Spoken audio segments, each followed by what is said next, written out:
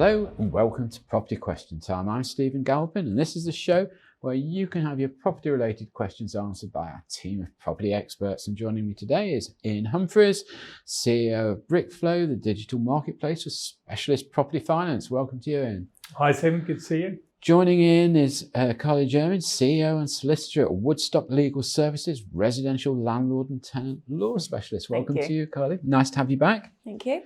Good. Hope you both had safe journeys in. Carly, we're going to start with you. With conveyancing taking longer and becoming more complex, do the panel think it should be obligatory for a firm of solicitors to employ a specifically qualified conveyancer before being allowed to undertake such work? I suppose that's just leaning, same in finance, isn't it? Getting more and more specialist. Yeah. And, for many years, lawyers have become more specialist. And I think, it's incredibly important because if you're more specialist, you're able to deliver a better service. But the level of qualification and experience is incredibly important. So if you're instructing anybody, I'd certainly be checking the ratio of, juniors to experienced qualified people in that department. And, we've got teams where, there are people that don't technically have qualifications, or they have really varied qualifications now. It's not just, solicitors, you've got Silex, you've got residential conveyancers. So it's really important that you understand who's acting on a case, what level of supervision there is. And I completely agree, because if you've got teams of very, very junior people that are just processing conveyancing, that's where you go wrong. And you need that experience. And it's incredibly important. And it's the level of communication they're able to deliver and really understanding things, knowing what's important and what's not. And you quite often see huge complaints from people of getting lists of inquiries that long, people that are just tick boxing and following a process. And that's what takes the time. But there are other reasons why, it takes so long. For a long time, law firms have done price them cheap, stack them high model, which I think has really caused problems for the conveyancers. Because the amount they're expected to deal with, the amount of files they're expected to deal with once is, almost impossible.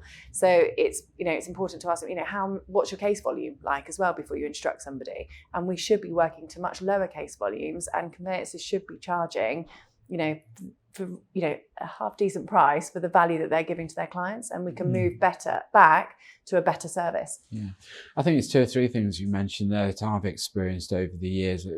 One, it is the contact and who you actually end up handling your case. It's all very well meeting the managing partner of the firm. That seems to disappear in a puff of smoke once you've signed the. They're busy. but I completely agree. Again, in London in particular, where you perhaps come across somebody who wants to buy a property and they live out of town, and they want to appoint their sort of local family solicitor to deal with a complicated leasehold in the centre of London. That very rarely works because that solicitor hasn't got the experience in central London. Yeah, and it's, making sure you speak to them. Have they got the required experience? There's some people that just deal sales and purchases. There's other people that enjoy doing leaseholds. There's others that enjoy doing the really complicated transactions, and making sure you've got the right person for, the property that you're buying. Yeah. And locality sometimes does play a role in that. Not always, but sometimes it can. And again, probably Ian's going to comment on this. I mean, I hear so many times lately that lenders are requiring so much more information before they're prepared to grant a mortgage or a funding facility, that this in itself holds up the conveyancing. Is that right? It's ever increasing requirements. I think what tends to happen is you'll have a situation that arises for a lender. The industry hears about it. Everyone steps up their requirements and their boilerplate documentation. I think it's interesting what Carly was saying. There's two things that sort of came out of it for me, is that I think in construction we see a lot of the time people perhaps appointing their conveyancer, the person that helped them purchase their home, and then they're going into quite complicated contractual situations with their build team and with their professionals, and there's not necessarily the expertise, and the conveyancer takes on the job and then is perhaps outsourcing that work to another firm, but not necessarily declared that up front. We've seen that quite a lot, and that obviously adds to the timeline that we're talking about. But I think the other thing as well is the issue with the inexperienced point is the commerciality of decision making, right? Because there's quite often the solicitor or the lender is relying on the solicitor to make a commercial decision. Is this fundamentally important, or can we do without it? And if you have junior staff on the case, then they can't make that decision. I agree. They don't have that years of experience. Yeah, exactly. Yeah. I will pay you a compliment, which I don't very often do, but I did have a look at your appraisal advice programs on the internet. I would sincerely recommend any sort of fairly new or fresh developer to have a look at that and follow it through, because it really was comprehensive. And I really felt, I really felt it would take a lot of the ifs and buts out of an application, make it so much easier. And I'd also had in my mind that, you know, Carly was with us this morning, and I just imagined what sort of effect it would have on your conveyancing solicitor. And I really thought it was excellent. Anyway, thank you. That's as much as you're going to get. I was really intrigued as to what you were going to say when you said I don't often give compliments, but and I was thinking he likes my shirt or something.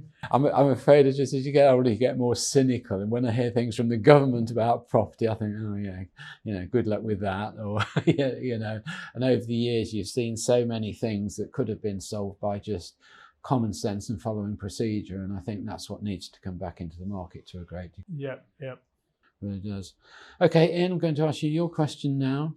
I know that 25% seems to be the norm in terms of residential mortgage deposits. If I wanted to enter the world of property development, would the deposit requirement be similar for funding a modest project? Okay, so there's a huge variance between what lenders require in terms of deposit amount, and there is many different factors that will influence the amount of equity you have to put into a transaction. We have what we call hard equity and soft equity. Hard equity being the actual monetary amount you put into the transaction, and soft equity being money or value perhaps that's accrued during the process, perhaps planning. So you might buy a piece of land with outline planning or no planning. You take it through the planning process. You spend your money to do that. But the actual value is higher at the end than the money that's been spent. So some lenders will use that equity, that soft equity. Others won't. Others will just look at the amount that you spent. But in answer to your question, the amount will vary between 10% and 35% of total costs, depending on the lender that you use. If you gravitate towards the high street, they tend to want more equity in, but the rates are lower as a result, so they're more risk averse. You'll then get specialist funds and other lenders that concentrate predominantly on this space that will perhaps be willing to take more risk and therefore accept less equity into the deal. But the less money you put in, generally the more you're going to pay for the interest rate. So for developers, it's generally a balance between the opportunity cost of putting more money into the deal. So, you know, for a lot of developers, they might want to run multiple deals at the same time.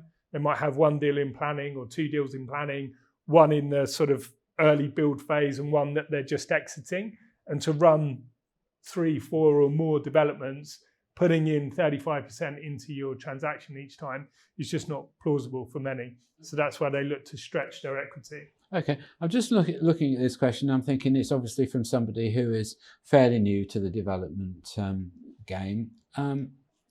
What's the lender's view now on, let's say, that developer borrowing their equity too, not from the main lender, but from a private source? Or it's a really good question, because each lender will take a slightly nuanced approach to that.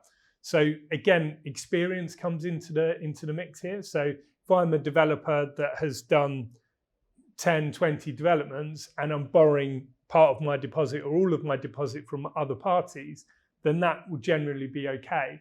But if I'm a first-time developer, I'm borrowing at the highest end of the market in terms of what I can get for debt, and then I'm borrowing all of my equity as well, a lender's not going to accept that because there's much more risk in it for them. So your track record, your ability to deliver will dictate what a lender will accept in terms of third-party equity debt.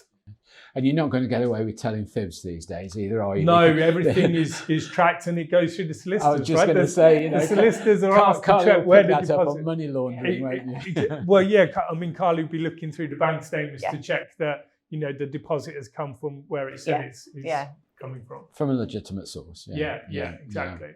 So that's going to have to be declared to the lender. Absolutely, and I think with anything, and this is any financial transaction, the declaration is being upfront with the information is critically important, because there's no real hiding these days. Okay, lovely. Thank you very much. That's all we've got time for in this half of the show. So join me again after the break when we'll be asking Carly and Ian more of your questions.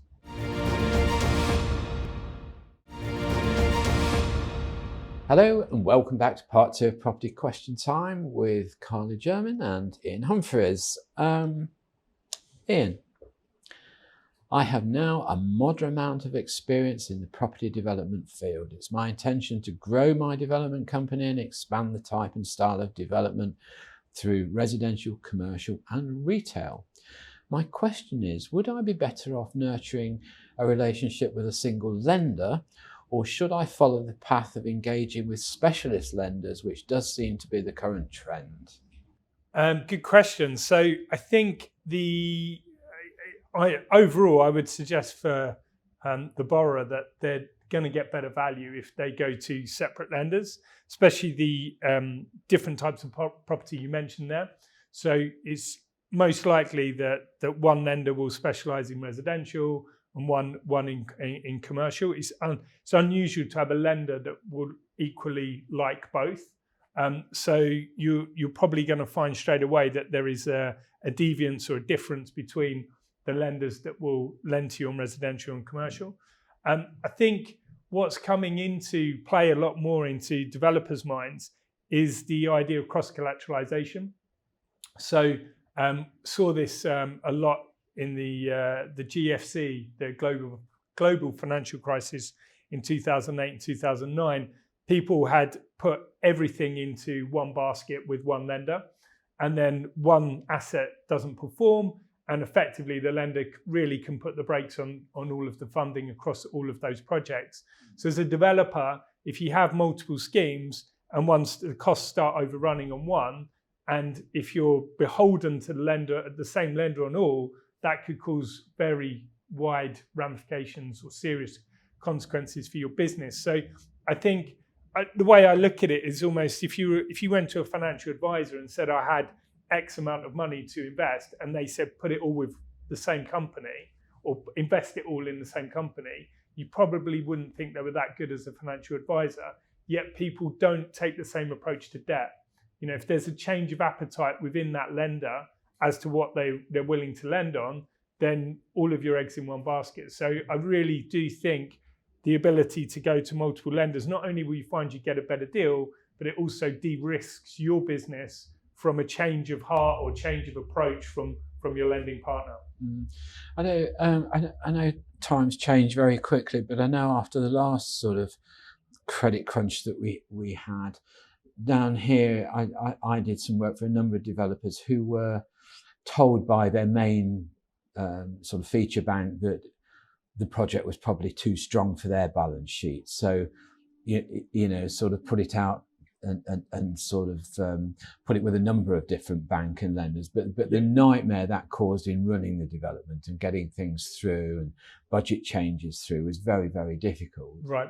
But as we mentioned in the last half of the programme, I think now that specialist lenders seem to have removed the need for that sort of syndication, haven't they, in a way? Yeah, I mean, you will get syndication once loans go over a certain size. I mean, the majority of sort of challenger banks and in the space will normally cap at around 40-50 million exposure per project, but they will go above that on in certain situations. But you're right, there are much more specialist lenders. Some backed by some pretty big institutional pension fund money that will actually not start looking at deals until they're lending 50 or 100 million. So yes, I don't think you see anything like the amount of syndication that you used to, but you have so many more options now. I mean, if you think back to pre-2008, there was probably 20 to 30 lenders really in this space. There's probably now closer to 100. So there is always going to be, with anything with more choice, there's going to be more diversity. Yeah. Anything to add to that, Carly? No, it's what I love about this. I sit and learning, absorbing and learning. So. We're all learning. Yeah. Oh, yeah, it's great stuff. Okay, thank you very much, Ian. That's very good. Carly, I asked this question in relation to the new rental reform bill changes, which will shortly become law. Maybe. I have an apartment through shared ownership, meaning I'm buying half and renting half. I'd like to know which part of the occupation of the property has preference in terms of my rights, my status as an owner or that as a tenant. That's a good one, isn't it? Well, yes, quite easy to answer really, actually, because it'd be over 7 years, so it wouldn't be an assured tenancy, so it falls outside of the reforms. So not a concern. I think it is an important question, though, with the proposed reforms, and if and when we get them, is the conflict between a lease and a tenancy. So for example, take the pets as an example. If there is a conflict there between what you're permitted to do as a tenant under a tenancy, but the lease prohibits you from doing that. The head lease. The head lease. Yeah. So your landlord's lease prohibits pets as an example, then that lease will take precedent as the bill is currently drafted. And I would be very surprised if that changes. Okay, but relate that to this.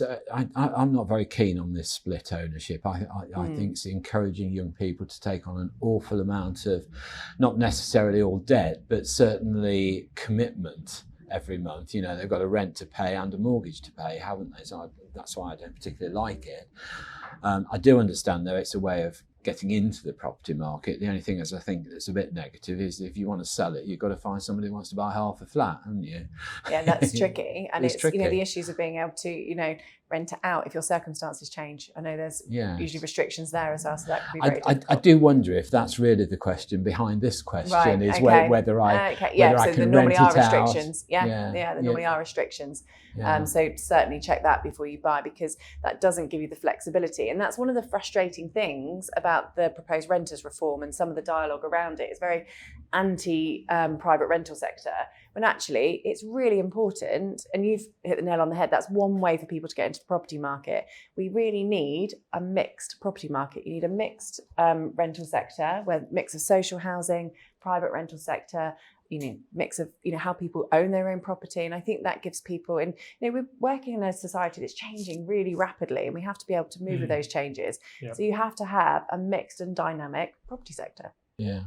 I mean, I'd like, we've had this conversation before, I'd like to see a lot of changes. I think we need, shall we call them occupation contracts. I'd like to see fresh occupation contracts coming in that are sympathetic with today's living, today's need for travel, to change location for jobs, things like that.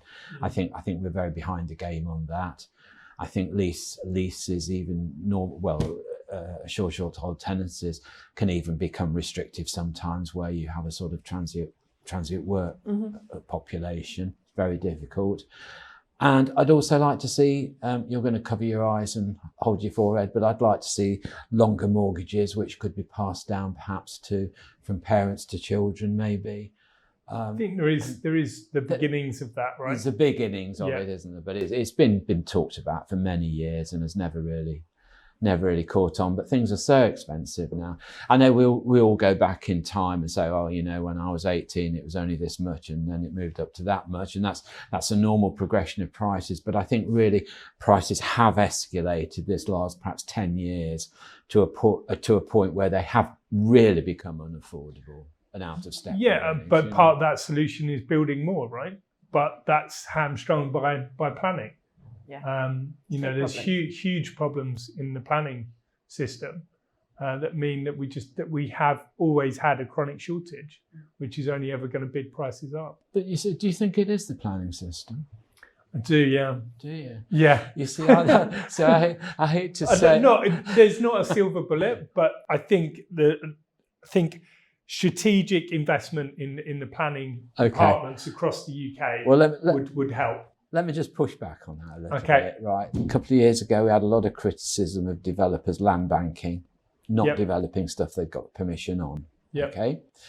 And they said, no, it's not that. It's not that we don't want to, but the people who want to buy from us can't afford to buy because they can't finance it. Yep. So it's your fault. Yeah, well, but I mean, they can't afford to buy it because the prices are too expensive. Build more property, prices come down. But don't you think a developer will build everything you want if he knows that his buying population can afford to fund it? I think the problem with it is where you are in the cycle, right? So planning, not only is it we need to approve more planning, we need to be more efficient with planning. So to go through a planning cycle can take years. If you're a developer, you buy a piece of land for a price based on where the economy is today. Yeah, you go through the cycle. So if you bought a piece of land 2 years ago, the price you paid for it 2 years ago is probably not the price you pay for it today. So then you're running at a loss already on your project. So how do you make that back? You just wait until the market goes much higher. So you land bank. So if there was more efficiency in the planning system, then things would be delivered quicker and you wouldn't get people sitting on blocks. I do agree with that side of it. And I've also thought even more so recently, I'm not sure that with the complication of today's requirements with, green requirements, a lot of technology, I'm not sure that sort of 12 lay councillors making the decision is really the right way. And it's political as well, and nutrient neutrality has obviously come into the mix as well. It's really, there's a lot going on. What do you think, Carly? I think you've hit the nail on the head there with the level of qualification when somebody's looking at planning. There's people that study for years to be a planning consultant, and presenting it to somebody who's not done that level of training doesn't make sense to me. No. Can I just ask you, we touched on finance there for a minute. I know you tend to specialise in sort of buy-to-let landlords, that sort of thing. But do you see your team sort of marginally nervous about some of the commitments young people are taking on when they're buying these properties? No, I don't think I've had that message from them. I mean, rents are incredibly high. So most of the time, actually, the mortgage payment is going to be less than the rent. Are we seeing that gap squeezed? Yes, we are, perhaps, although rents are still driving up. So I think for most people, most of the time, actually, a mortgage payment is going to be much less. But actually, I suppose the natural sort of ethos is you think, well, okay, rent's got to be cheaper than buying, it's got to be cheaper than a mortgage. But actually, you could argue the other way around and say, it's a bit of a privilege to rent because you've got no commitment. You've got no commitments. And I think some people, miss that. Actually, I've rented before. We rented out our own property because circumstances, children moving schools. So we rented ours out and we rented somewhere. And actually, it was a real luxury for a while because if the boiler went, you called somebody. Something else, like you called somebody else. And actually running a home and looking after a property, things go wrong all the time. So actually, if you've got a good landlord, which, thankfully we did, probably knew what I did. But, if you've got a good landlord, actually, you pay for what you get. And I think landlords are recognising that as well, that if they, produce a good quality housing for people, really look after tenants, they can charge a higher rent. Well, you need to treat them as customers, don't you? Yeah. Well, I've always been taught good landlord gets good tenants. Yes. Yeah. Usually. There's agents that, I've knocked on the door and said, can we help you with any of your evictions? Do you ever need any help? And they said, we don't have them because they've got good landlords, they've got great stock and they do their job well in referencing. So that's very rare. Okay. Well, I'm going to thank you both very much. Ian Humphries, CEO of Brickflow, and Carly Jermyn, CEO and Solicitor at Woodstock Legal Services. Thank you both very much for coming in. Thanks, Stephen. Great answers to the questions, very helpful. I'm sure our viewers are very grateful. I'm Stephen Galpin. Join me again next time on Property Question Time.